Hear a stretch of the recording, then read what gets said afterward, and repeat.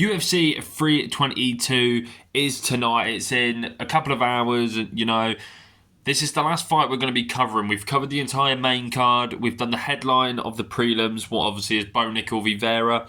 We're now covering the last fight that we are covering, and let's get straight into it. So, in the middleweight division, we've got Roman Kopylov on my left. Roman Kopylov is such a good striker. He's such a crisp striker. His kickboxing game is elite. His kicking game, his kicks are so hard. He's got good head kicks, body kick, especially the body kicks. His body kicks are powerful. Going against Gregory Rodrigues, a.k.a. RoboCop, one of my favourite fighters. He's on your right. And this guy's a juggernaut. This guy is absolutely a powerhouse in this middleweight division. He's an older guy, but he's still showing improvements. I really hope he gets ranked soon. I think this fight here, guys, is one that will probably lead him to getting a ranking.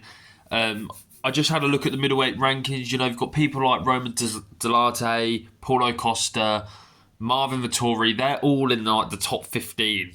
While a couple of years ago, Vettori and Costa were in the top 5, and now it's completely 316, and the new guys are at the top, and the guys from before are now starting to lose. And I think these two here will eventually be in the top 10. But you know what we do? We talk about the stats. We talk about the resumes, who they've lost to, where I think they're good at. So let's just get straight into it. So, the guy on my left, Roman Kopylov, 14-4. Fairly decent record. He's got one first-round finish. But he's got 12 wins via KO. Only 2 of his fights have not finished by KO. That right there is impressive. You've had 14 wins and 12 of them have all been by KO or TKO or whatever. I think Roman Kopylov is a very crisp fighter, boxer, striker. Like I said, he's fluent. He bounces around. He's not chasing the finish, but when he gets you hurt, he's going for it. He will throw everything at you. His kicking game, his body kicks especially, are dangerous. I've seen him finish people with them, and it's something I wouldn't want to get kicked with those because they sound like a gunshot. His good wins, for me, notably only got one good win, what is Chris Curtis, who used to be in the top 15. His losses, last time out, he lost to Paulo Costa. Paulo Costa's not a bad person to lose to. Costa looked great that night. He looked on form. And Anthony Hernandez. Hernandez is now in the top 5, or I think he's ranked number 6. So, and then 2 of your other wins were early on in your UFC career. So, not awful losses there. Not awful. But, his kicking game is amazing. The way he will just consistently 1-2, boom, body kick, 1-2, head kick. He mixes it in well. You never know when it's coming. And when he gets you hurt, he is going for it. But the thing what I like about Roman Kopylov is he never chases the finish, what makes it more entertaining, because he'll happily beat you up. And even if he sees you hurt, that's when he goes for it. But he's not going out there chasing it. Like Michael Chandler, he will chase for that finish. He will throw bombs at you from the opening bell and try and take your head off, while Roman is more patient. He likes to keep his range. What I like is the fact of his striking is very fluent. He'll bounce around. He'll try to keep you off with the jab and stuff like that. But Roman Kopylov, very good. Striking wise, he's one of the better strikers in this division. But let's get on to Gregory Rodrigues, aka RoboCop, the guy on your right. Now, Gregory Rodrigues is one of my favourite fighters, only because he brings it every time. Now, I was just talking about Roman Kopylov doesn't look for the finish, while Gregory Rodrigues is trying to take your head off in round 1. From the opening bell, he is trying to absolutely spark you out. He's got crazy, crazy power, guys. Talk about one of his wins here. Last time out, Jack Hermansson. He absolutely sent Jack Hermansson to the shadow realm. He threw he feinted a punch, and then I think he feinted a jab, and then next minute, comes right up with a left, kind of like a hook uppercut, and absolutely KO'd him.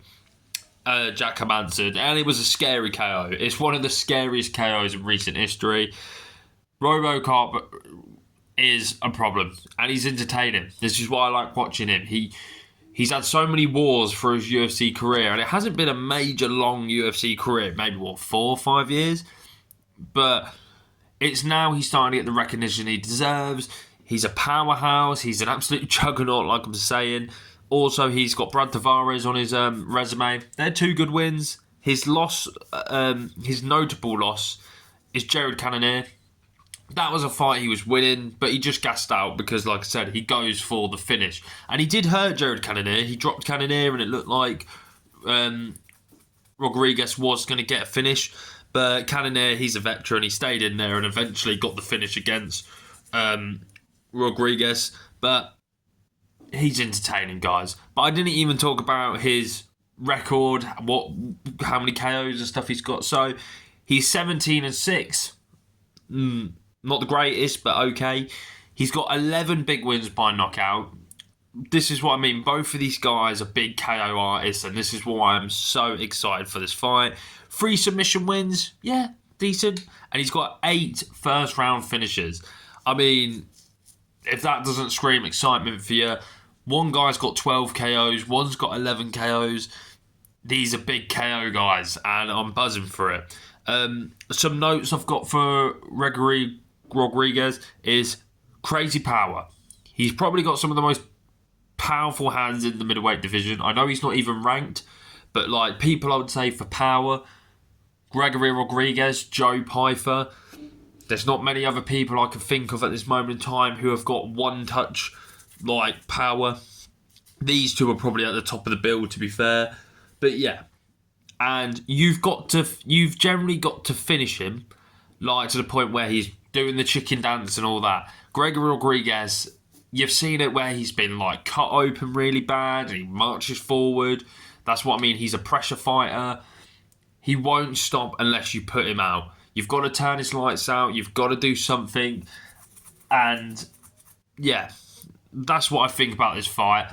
You can tell how excited I am. I think it's just on paper, just looking at it, these 2 guys are just on the cut for the top 15. If anything, Roman Kopylov was just ranked in the top 15 and then Costa beat him and sent him away. I think this is do or die like for their middleweight ranking ambitions. I think this is got to be it for one of them. I think Rodrigues is getting older. To be fair, Roman Kopylov could lose this one and still bounce back. He's a younger guy, but anyway, let me know what you guys think about this matchup. I'm super excited for it. I'm glad it's on the prelims because if I do fall asleep watching the pay-per-view, at least I can watch this. But I'm going with Gregory Rodrigues. I'm being biased here. I think Rodrigues will get... I'm going to go with a KO in round 2.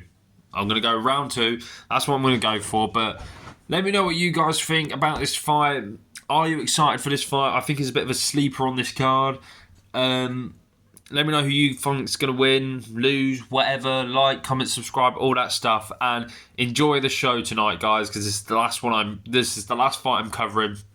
You've got some other good fights on the prelims. You've got Tracy Cortez going against Erin Blanchfield. There's some other good ones on there. But this is the one I'm most excited for on the prelims. But yeah, let me know what you guys think. Enjoy the show and catch you in a bit. Bye.